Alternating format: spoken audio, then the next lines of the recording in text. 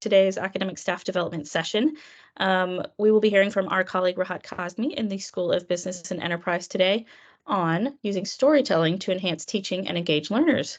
So this is a new topic for our series. We haven't really talked about the impact or influence of storytelling in learning, so this will be a really good one. Make sure you come with any questions, any strategies that you've used. Let's have a really good discussion afterwards like we normally do. If you have any questions during the session, you can just stick them in the chat. We can always pick that up in the Q&A afterwards. Just a couple of very quick reminders. As usual, we will have a very brief 5-second poll toward the end of the session just to get a little feedback from you about the session. So please do take the time to do that. It'll appear in the middle of your screen. If you miss it there, it'll then stay in the chat on the side, so you can always come back to it. So if you need to leave a little early, remember, we'll have a recording, so you can always go back to Regent Digital later and catch the end of the session. And you can always come back to the chat to quickly finish the poll. It'll only take 5 seconds, promise. And then another reminder that next week we will be back with the second Thinking into Character Good Practice session led by our TIC champions. So that calendar invite has also already been sent to you, but if you have not received it, please just drop a message in the chat or get in touch with myself or Scholarship or Signy, and we'll make sure that that calendar invite gets to you. And Rahat, if you're ready, I'm happy to hand over to you. Yeah, thank you very much. Let me share my screen with everyone. Can you all see my screen, guys? Yes, we can see it. Yes, we can see. Okay, well, first of all, guys, hello, everyone. My name is Rahat Kazmi, and guys, I take it as a challenge because teaching scholars and super scholars is never easy. I've taught students, I've taught corporate managers in Middle East Europe, guys, but teaching scholars is always a challenge, guys, but I'm happy to at least try today. Okay. And any question, guys, you can ask me question as we go along. I can ask me question at the end as well. So in case you can forget, you can ask me questions when we are going through it. So guys, this is my favorite topic because I'm from industry background and always have lots of stories in the pockets, just this pocket, that pocket, and they're like case studies. So I keep talking about the case studies and engaging students like that. So let me share some of them with you.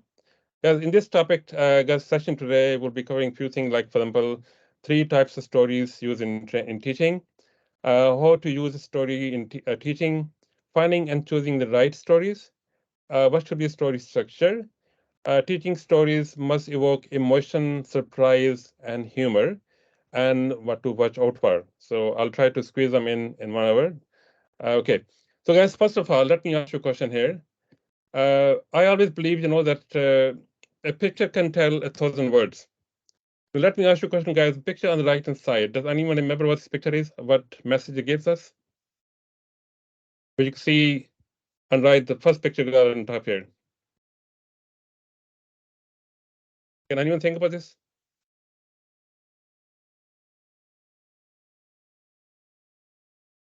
Anyone at all? Be able to see in the dark. Okay. Trevor, this one was the last American soldier leaving Afghanistan. Okay, right. Okay. So basically, it tells the story. This was America was there for more than 20 years, 2 decades, and then they could not win the war, and then they left defeated in a way. And look at the body language of the soldier as well. It just tells the same thing, Right. very disappointed.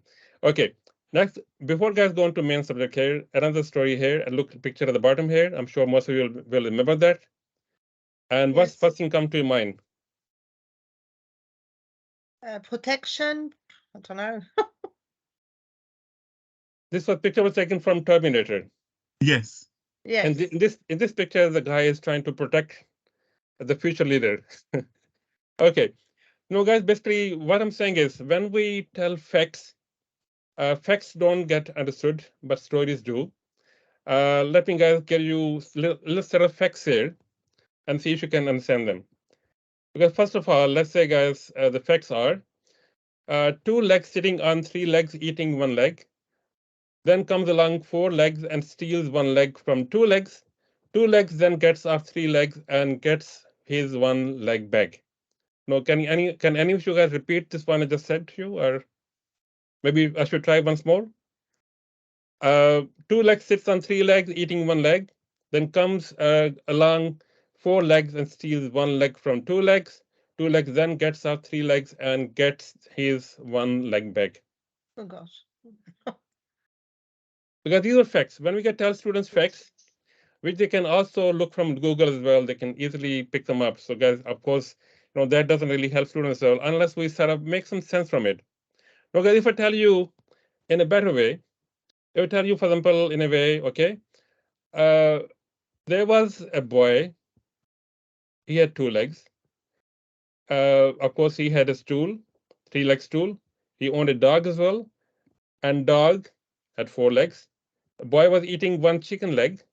The dog comes in and he takes 1 leg, the chicken leg from the boy. Boy gets up from the 3-legged stool and takes 1 leg back. I'm sure all of you can relate to this story. And because guys, our memories, our brain is like, it's not like digital photographs. It's like old photograph when we had, black and white pictures at the time when we had to go to dark room and print. It takes a little time to understand a story and remember it and memorize it. Okay, so guys, stories can really have that kind of effect with us. Anyone agrees? Anyone disagrees? Yeah. Yeah, Okay. absolutely. Agree. All right, good. Okay, let's go, guys. Here, next up, I've got 3 types of stories used in teaching. I guess first one, well, we talk about teach. Because we need to always talk about some memorable illustrations to make sure people can pick it up straight away. If you look at the picture on top, guys, it says there, a Chinese virus, guys. Donald Trump used to say it's Chinese virus. When COVID-19 started, end of November 2019, he started calling it Chinese virus. So when people saw a Chinese person, they got frightened. Oh my God, look at that. And then, of course, Chinese uh, companies had to make masks like that. My race is not a virus. Okay. Of course, when we see, COVID-19, people associate that, with maybe Chinese virus. Okay. Then the next comes to move. So guys, we need to basically a story which can move people to action. If you see the picture here, a young man is holding a little baby, a father. Of course, mostly the looking after kids is associated with women. Of course, when a man does it, it really moves people, emotionally. Okay, maybe it's a very good thing to do. A woman will be very impressed. Of course, other men may also be motivated to do the same thing. I got another picture here I put here of a radar gun. A radar gun basically which can pick up your speed when you're driving to work. You want to get to work on time, but policeman is there with a gun. And if you guys, once it happened to me, I finished working in central London. I used to go through Regent Park. And Regent Park, the speed was, I think, 40 miles an hour and went on to 60, I think, because I had to get home quickly. And then I saw a policeman coming behind the door and he had a speed gun in his hand. When he saw me, I saw him as well at the same time. So I put the foot down on brake. It went from 60 to 40 and he looked at me and smiled. Okay, well, he's telling me today, you're lucky today. Okay. All right. Next, guys, the other thing is connect. Guys, until the students or learners are connected with you, they'll not trust you. They will not basically be able to listen to you, and they will not be able to basically try to learn from you. Because it's very important. We need to have a little exposure with them. We need to open up a little bit students. We need to tell them something personal about ourselves, so they can start trusting us, and we can join the trust cycle of trust basically, so they can really start listening to us. Basically, we need to think of this as ways to energize a group and change the mood in the room. Okay, we need to basically tell them. We need to guys have some stories in this pocket, one of the back pocket. Because I came from industry background, so I'll have lots of some commercial stories, some others, daily life stories, and I usually bring them in, and that really helps. Most of the time, I keep my students engaged. Students, they are quite happy and they really have a fun class. Okay. All right, guys, let's move on to the next phase was how to use a story in teaching. So guys, let me basically first of all tell you a story about Texas. Guys, Walmart, as you all know, Walmart is, I'm sure Anna knows more than all of us, being American, you're Canadian American, Anna, sorry about that. So guys, Walmart is one of the biggest store chains in America. It started with one store in Texas. And their biggest competitor was HEB. HEB grocery store, they were biggest competitor in Texas. And the CEO of HEB, his name was Charles Burt. He wanted to meet with Sam Walton, let's say the inventor or the CEO of Walmart, especially. So because they saw Walmart, how Walmart grew from one store to the store chain in the whole country, and they wanted to learn with them through basically, just to kind of get an idea, what was the success story, just to learn from them. So they organized a meeting, and on the scheduled day when the meeting was supposed to take place, basically Charles Budd, he came with his team to this local store where Sam Walton would be there. So when he saw Sam Walton, he didn't want to waste any time. He tried to approach him, and that time Sam Walton was basically serving a customer, serving a young lady, trying to sell her a new iron board cover. So Sam Walton, he just told them, "Okay, Charles, thank you for coming. Just wait for me a few minutes. Let me deal with the lady here, and I'll be with you within no time."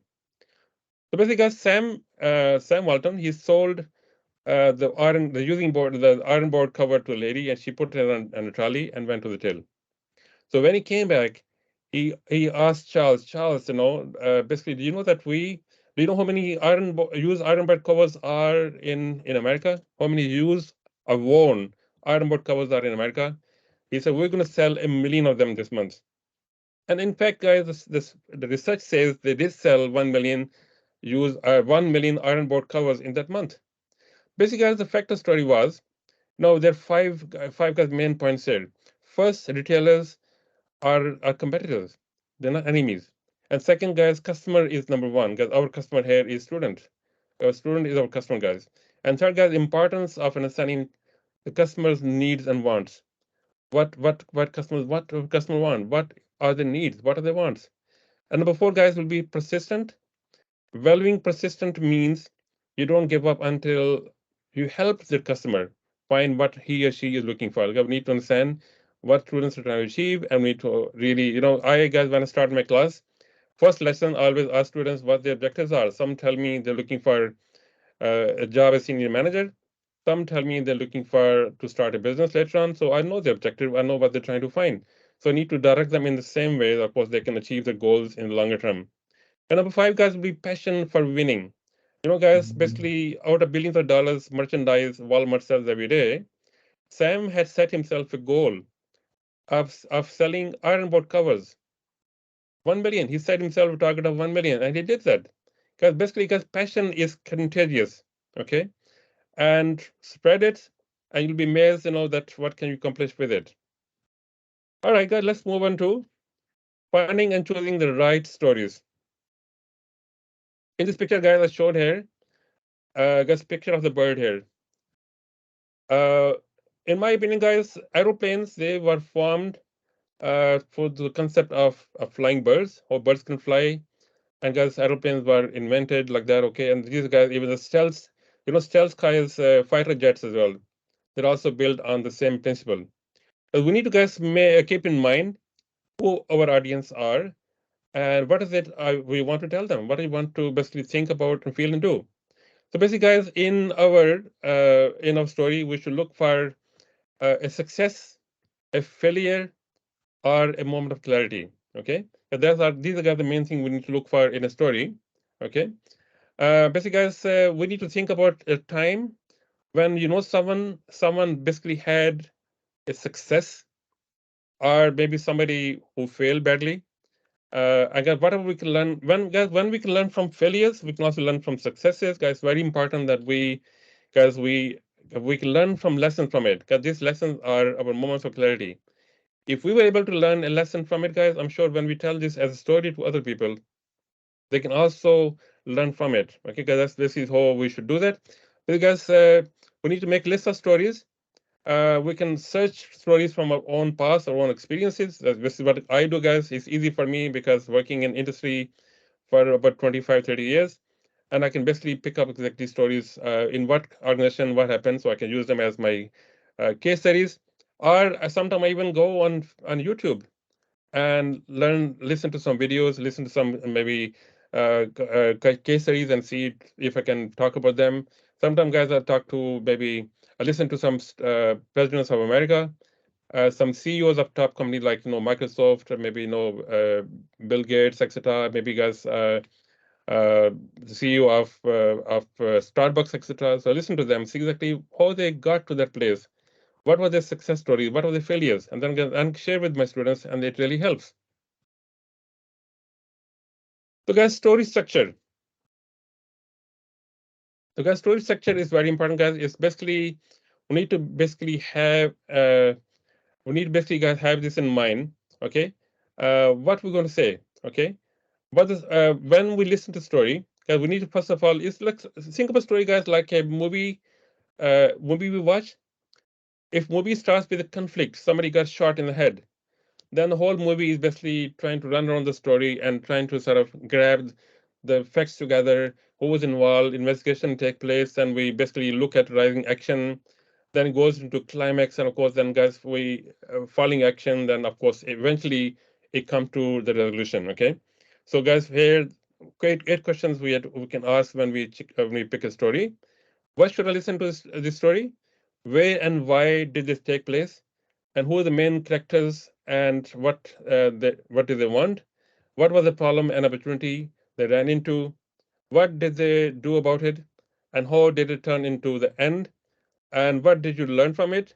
Or what should we think about it now? Okay, because this is how the story structure should be, and of course it helps a lot. Next, guys, is emotion. As in emotion, guys, we need to basically have a few things in mind, okay? Guys, first will be tell me, okay? When you guys basically, I can tell you guys one fact here. Human beings guys don't make rational and logical decisions. Although most of us think yes we do. That's not the fact, guys. In fact, research guys says that we guys make subconscious emotional decisions in one place of our mind. And guys, the second place of our mind, because we make those decisions logically and guys in nanosecond later. Okay, that this is how our mind works. When we say, first of all, tell me guys basically means that we need to basically describe to our audience, or let's say, guys, in this case, our students. Okay, if we're telling someone that somebody was sad, we can say yes. Well, he was scared, or maybe he was scared out of his wits, or she was so excited, or simply, this is, guys, how we can start telling people.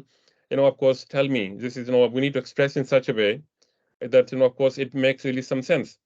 Because second will be, guys, to basically show your audience how the character you have, we're talking about, the feel about it, and what kind of physical state they have in mind. So instead of saying she was angry, we can say she started yelling. Or instead of saying, he was sad, we can say he started crying. This really sort of bring an emotion in such a way that people can really relate to it. Okay. Again, number three, guys, will be let your audience get to know your character before something emotional happens to those characters. Okay, let me, guys, tell you that of course there. Okay, because there was a breakfast chef I used to work with. He got fired. Well, guess what, guys? I don't think any of you really feel sad about that. That a breakfast chef I used to work with, he got fired. Okay, let me, guys, rephrase again.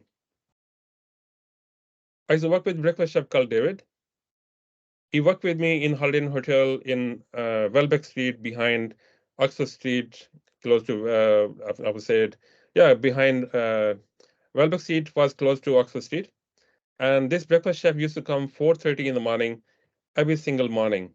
I used to work there as night manager back in early 90s. And he, guys, used to be there every single day on time, no matter if it's freezing cold outside or it's snowing outside or boiling hot weather.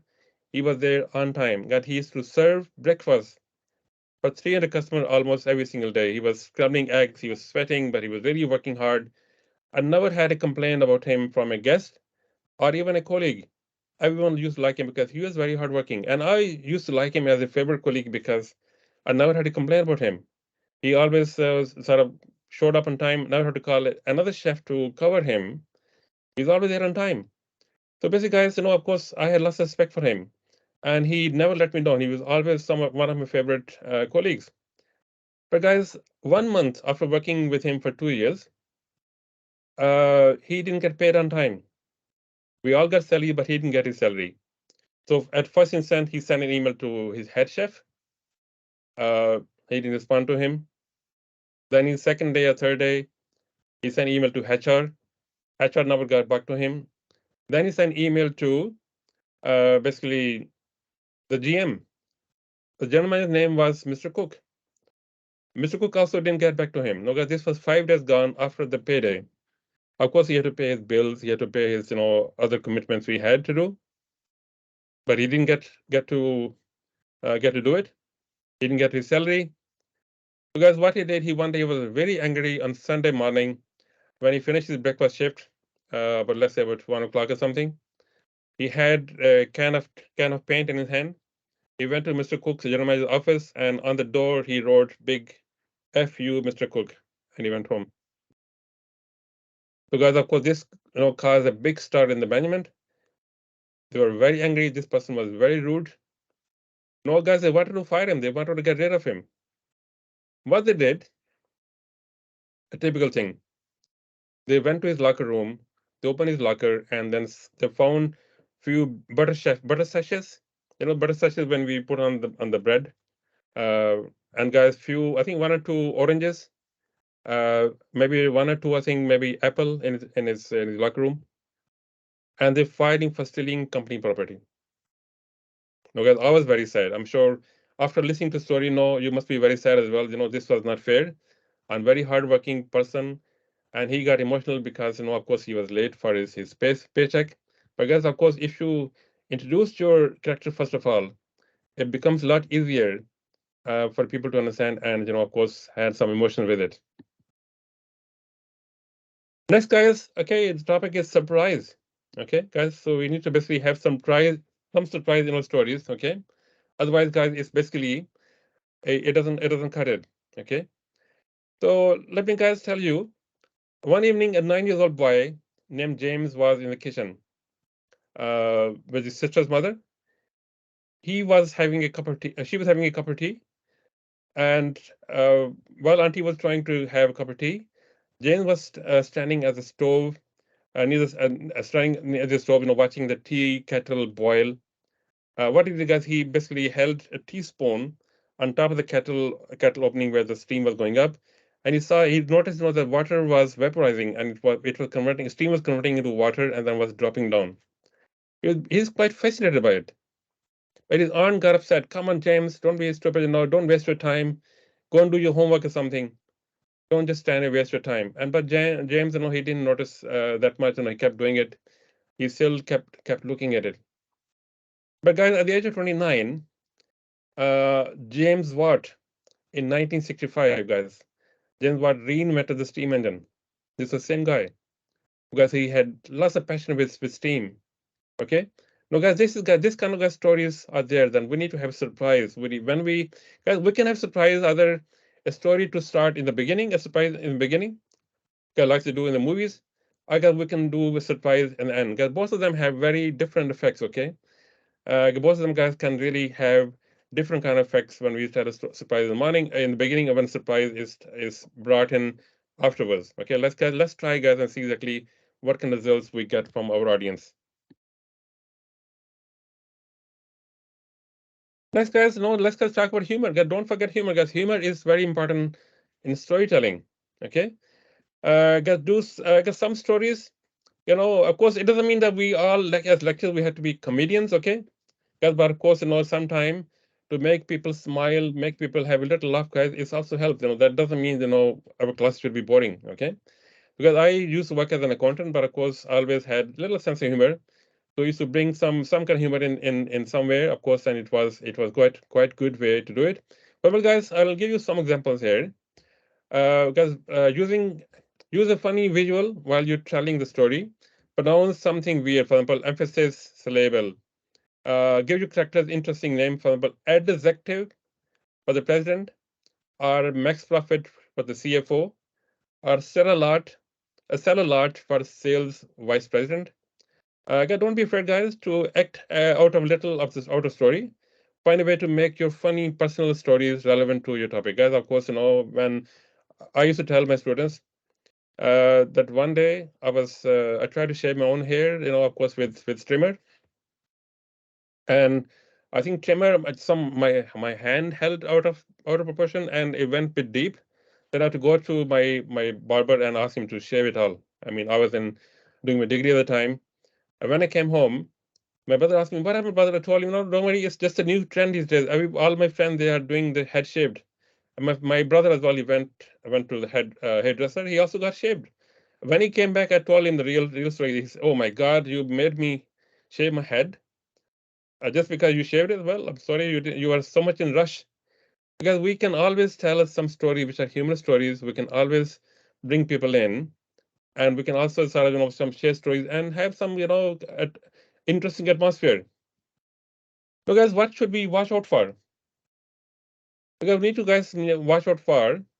Because teaching stories don't need to be long, as it has to be. I would say a story should be about 3 to 5 minutes. Because even when I choose some case studies, I don't choose long case studies, guys. I don't even guys print out case studies on A4 paper and dispute everyone, because my case studies really are very verbal and basically students enjoy it. Okay. So basically, guys, I said, yeah, I want to bottle of water, but I can figure out if the glass door opens to the left or to the right. She just grabbed a bottle and handed it to me and said, "Sir, there's no glass door." I felt stupid for 3 days, but story always gets a laugh.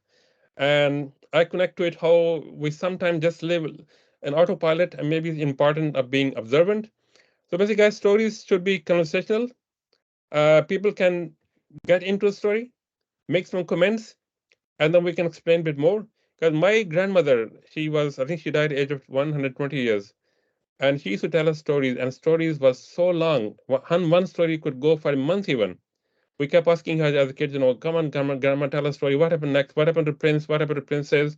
What happened to the bad man? What happened to the, all those characters? And she will keep taking story longer and longer. Okay, because of course, guys, these are my experiences. Okay, and these guys have always worked for me. Okay, because stories should be real.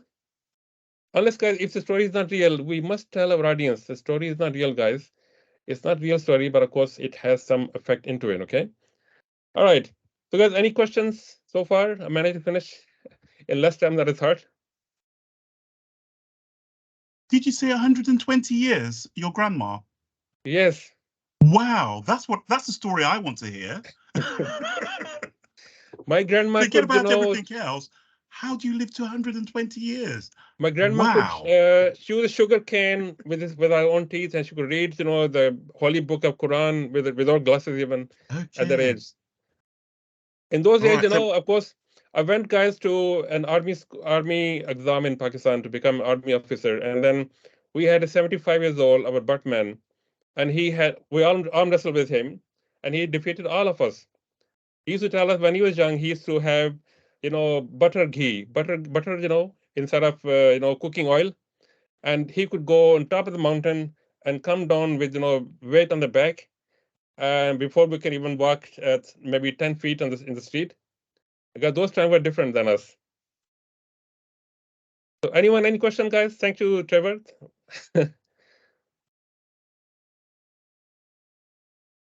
Hi. Go on, please, Hello. Mama Jakini. Yes, thanks so much for the topic. So I just I find it very interesting. So because I think because there's this element of autonomy, because I think part of the aim of the storytelling is to guide the students to form their own ideas, right? Sure. Yes. Okay, so now because so like how I would just want just like a contribution on how like tutors can guide students on how to form their own ideas. Okay, so I was just thinking that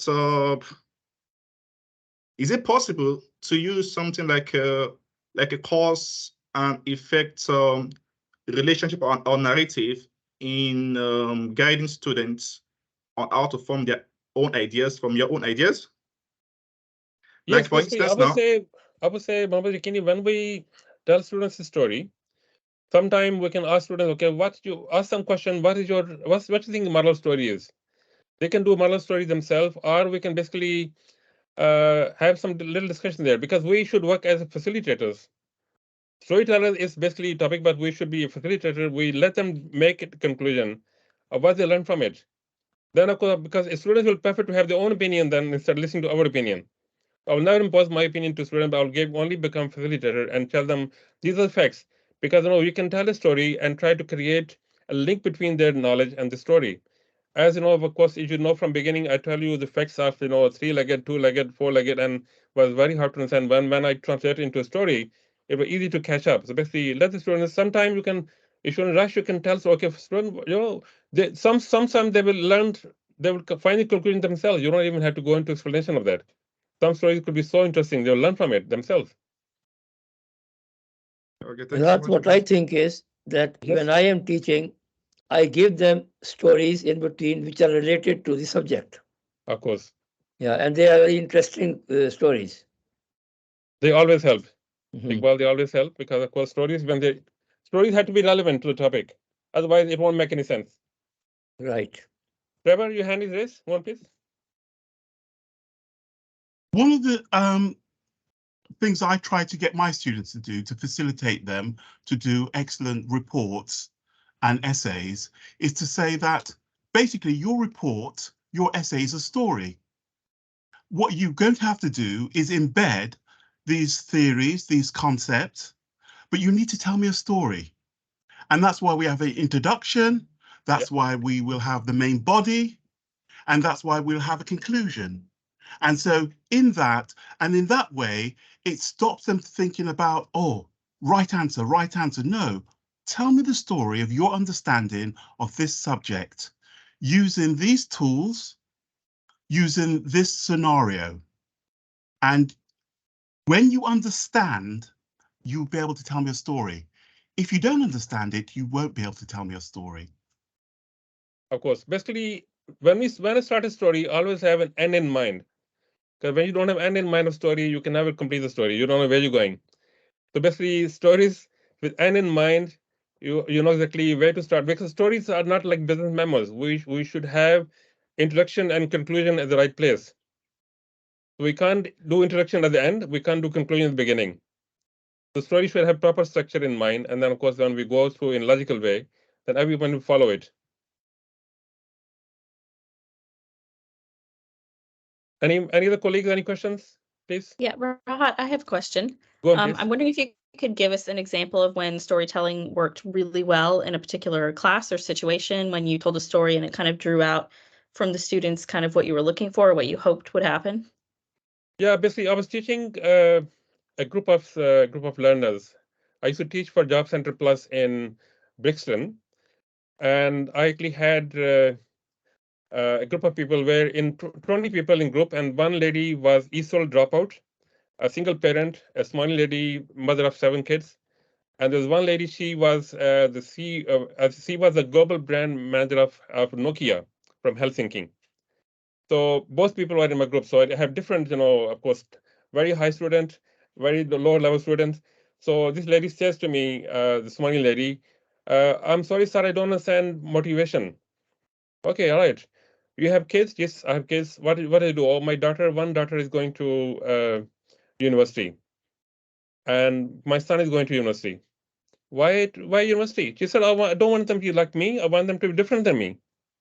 Well, then that means motivation. You have motivated them. You manage to motivate them. When I asked about teamwork, I don't understand teamwork, sir. Okay, so tell me, please, you do all the homework yourself at home? She said, no, I don't do homework at home myself. My son helps me with shopping. My daughter does that. My other daughter does that. So that's teamwork. You're the team manager. Your family is your team, and you're the team manager. So basically, I will always try to relate, because in my opinion, until we link the old knowledge with the new knowledge, it can't complete. So I would say, no, we need to make sure if students are at, let's say, foundation level, we can't get them to contents of level 7. We had to see exactly what they already know, link together. Then, of course, it's a lot easier. Once we're teaching accounting class to level foundation level, and I had to even give them some songs from YouTube of assets and liabilities and everything. So they learned the song a few times while they're driving. So it became really easy for them to learn. Great, thank you. Okay. Does anyone else have any questions, comments? Joel? Go on, Joel. Yeah, thank you. My question is, we live in the digital world. Yes. Do you think it will be feasible and effective or more effective during digital in class? Because digital online, when you're teaching them, they don't even focus on what you are teaching, talk less of storytelling. And when you ask them, in order to, like myself, when I want to know whether they are following my class, I do engage them with questions. I mean, digital online class. So when you ask them, will tell you, oh, sorry, I didn't hear you. Sorry, can you repeat the question? Because they were doing something else. You're not seeing them. So this will be more effective, during digital and person. That's digital teaching in the class where you see them face to face. I don't know. I don't know your opinion. I think Trevor wants to answer the question. Yes.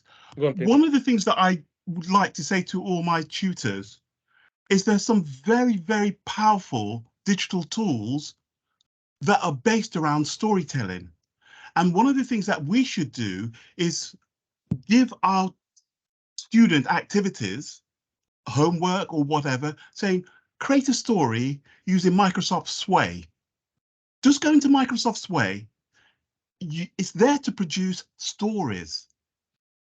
And what we're doing is getting our students out of this mindset about a right answer. No, there's a story. Do you know the story about our subject? You know the story about we should be using these digital tools to help us.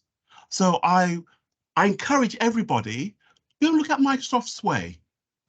And it's not difficult to use. It's easy to use, but it means we have to engage in the digital technology. And that is a storyteller. That's to help us to tell stories, to help us to create blogs, to help us to create websites. A website should tell you a story. Sorry about that. I just got a little bit that's fine. excited. Thank you. over And that. I Joel, just to apologize. add what Trevor has said, me and Wahid, we both teach usually accounting, and accounting can be a very dry subject sometimes. And I had a class last year, but totally purely online. So once I'm teaching about transparency in accounting, and of course what validity of all the facts and figures as well. So actually they were just listening to me, they're getting bored, and I told them, hold on guys, let me tell you a story about a company in America. It was basically Enron. Enron basically was a story about cooking the books, and it was basically the CFO. Basically, he was a junior accountant. He was promoted to CFO level, and then, of course, when they promoted him to CFO level, when they asked him to jump, he asked them, how high should I jump? He did everything totally, whatever they wanted, illegal. Of course, they were big companies involved. One of the big five at the time was Arthur Andersen. Arthur Andersen was their consultant and was also their auditors as well. So consultants will tell you how much sale to do, how to sell your products really well and increase the sales. But same time, your auditor is supposed to tell you not to do something unethical. Because the unethical part was hidden because they saw our team is making enough money. They turn their blind eyes and they let consultants do what they like. So people, guys, their own employees, they start basically selling their own shares at high price, and they hit their liabilities into subsidiaries. Now, traders were telling the stock market, Enron is doing great, $1 billion company, this and that, of course, it's perfect. And people investing a lot of it. When government found out there's nothing in it, one night, a $1 billion company, next day it went to zero. And CFO was arrested. CEO would have gone to prison, but of course, CEO died before he went to prison. Because Arthur Andersen, the big five, lost their license because of it. Because my students really found so interesting the story. They remember exactly what kind of validity is important. Integrity is important in accounting. Otherwise, of course, after that incident, in America, Sarbanes-Oxley rule was introduced because every company in America or anywhere they work, any American company, they must produce their accounts as per Sarbanes-Oxley. Otherwise, accounts will not be accepted. Because of course, you can bring story of any kind in any subject you like, and of course, bring in more interesting. Any other colleagues, guys? Any questions?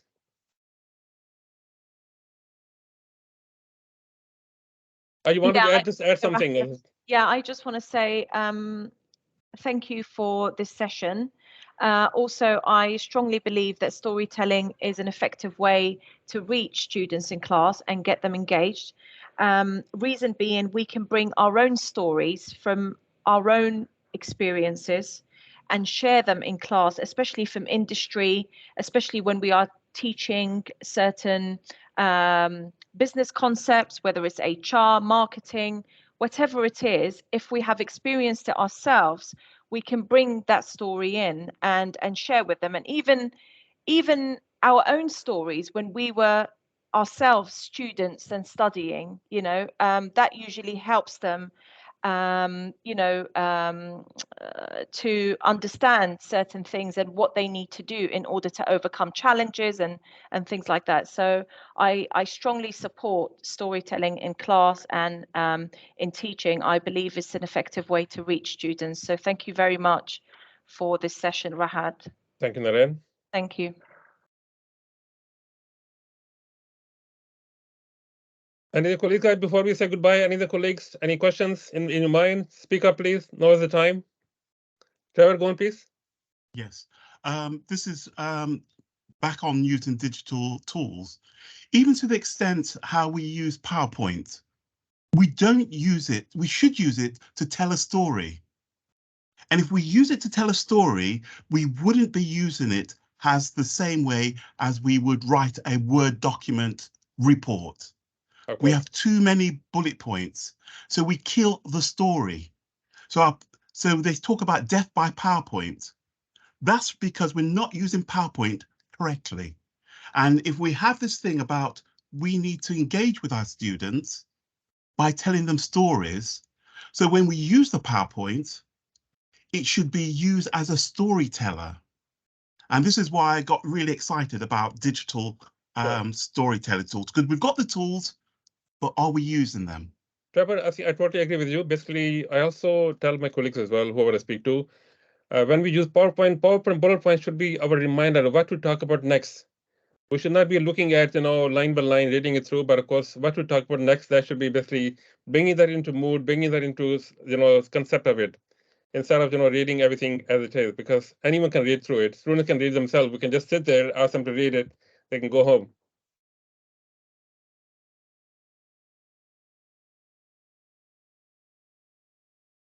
Great. I think we'll go ahead and draw to a conclusion then. But as we always say, this is not the end of the conversation. Okay, this is just the beginning. So we've generated some really good comments and questions here. So make sure you keep talking to each other about this. Like Trevor said, there's a lot of great digital tools. Rahat has a wealth of experience about using storytelling to train and to teach.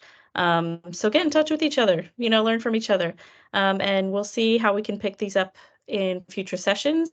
Maybe Trevor, we might bring you on to teach us a bit about Sway, because I don't know anything about Sway. I've never heard about Sway until today. So it might be new to other colleagues as well. And if it's a useful tool that we already have in the MS suite of tools that we have access to, that would be great. That's perfect to use. So yes, keep talking to each other.